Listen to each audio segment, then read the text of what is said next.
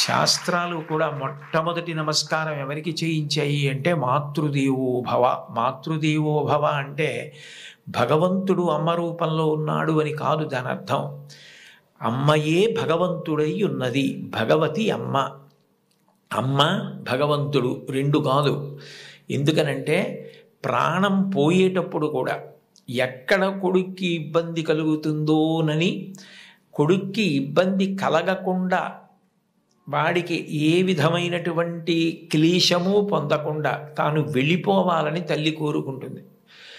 సభలో చెప్పడం నాకు ఇష్టం లేదు, కానీ నేను ఉద్యోగం చేసిన రోజుల్లో నాతో పాటు ఉద్యోగం చేసినటువంటి ఒక వ్యక్తి తల్లి, ఆమెకి గుండె నొప్పి వస్తోందని తెలిసినా కొడుక్కి చెప్తే ఎక్కడ కొడుకు వైద్యానికి తీసుకెడతాడో, ఎక్కడ కొడుక్కి చాలా డబ్బు అయిపోతుందో, ఆడపిల్లలు పెళ్ళికి ఎదిగొచ్చారు, మగపిల్లలు చదువుకుంటున్నారని చెప్పడం మానేసి కొడుకు నిద్రపోవడానికి వెళ్ళిపోతుంటే పిలిచి ఒక్కసారి ఇలా కూర్చొని ఒళ్ళో తల పెట్టుకుంటానని, ఒళ్ళో తల పెట్టుకుని నేను నిద్రపోయిన తర్వాత నువ్వు వెళ్ళి పడుకో అని అంటే ఆవిడ ఉద్దేశ్యం ఏంటంటే ఆవిడ శాశ్వత నిద్రలోకి వెళ్ళిపోతోంది.